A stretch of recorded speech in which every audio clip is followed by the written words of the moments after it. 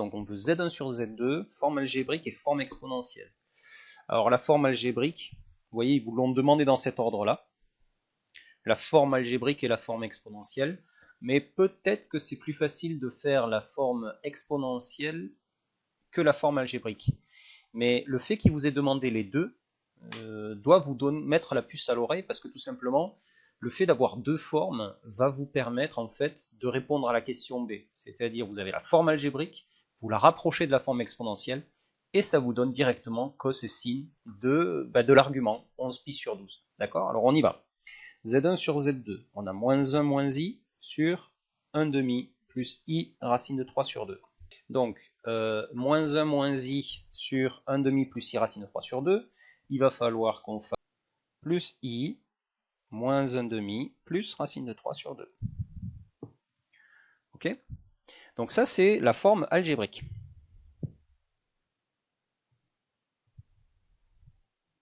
Et maintenant, il va falloir que je fasse la forme exponentielle.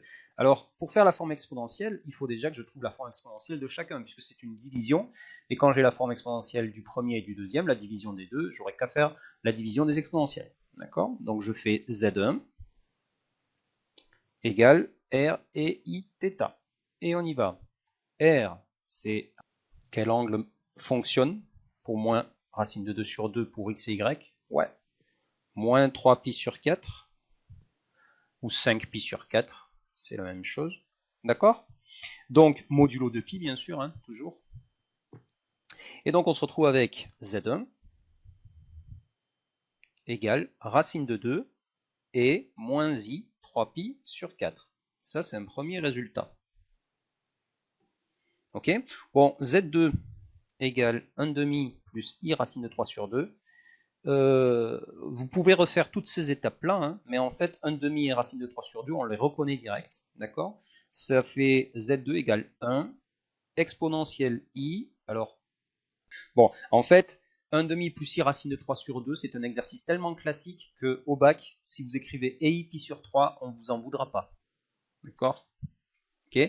Maintenant, si vous avez besoin de repasser par toutes ces étapes-là pour reconnaître ei pi sur 3, eh ben, repassez par toutes les étapes. Mais en fait, quand vous faites tous ces calculs-là, tous les calculs avec 1 demi et racine de 3 sur 2, vous vous rendrez compte que le rayon vaut 1 et que l'angle θ vaut pi sur 3. D'accord? Pi sur 3 modulo de pi. Donc, finalement, maintenant, ça va consister à faire Z1 sur Z2. Donc Z1 sur Z2, vous retrouvez avec racine de 2 exponentielle moins i 3 pi sur 4, le tout sur 1 exponentielle i pi sur 3. Et évidemment, on va se servir de la propriété des exponentielles iθ, qui est à peu près la même propriété que l'exponentielle. C'est-à-dire, on va se retrouver avec racine de 2 sur 1 fois exponentielle de, on y va, moins i 3 pi sur 4. Ok? Donc là, je vais me retrouver en fait avec racine de 2 exponentielle moins i 13 pi sur 12. Alors, c'est pas vraiment ce qu'on m'a demandé, hein, d'accord? Mais Z1, pour la première question, hein, là, j'ai répondu à la question. Ça, c'est la forme exponentielle. Ok? Donc, première question, forme algébrique, la voilà. Première question, forme exponentielle, la voilà.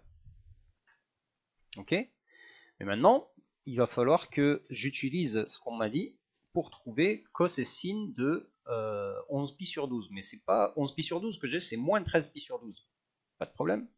Parce que moins 13 pi sur 12, c'est égal à 11 pi sur 12 modulo de pi. En fait, si on a moins 13 pi sur 12 et qu'on rajoute 2 pi, ça fait 11 pi sur 12. Partie réelle de Z1 sur Z2. Okay, il y a deux façons de l'écrire. C'est racine de 2 fois cos de 11 pi sur 12. Ça, c'est une première façon de l'écrire. Mais la deuxième façon de l'écrire, c'est que c'est moins 1 demi moins racine de 3 sur 2. D'accord? Donc, cos de 11 pi sur 12 égale 1 sur racine de 2 que multiplie moins 1 demi moins racine de 3 sur 2. Voilà la réponse pour cos, et de la même manière, vous faites la réponse pour sinus.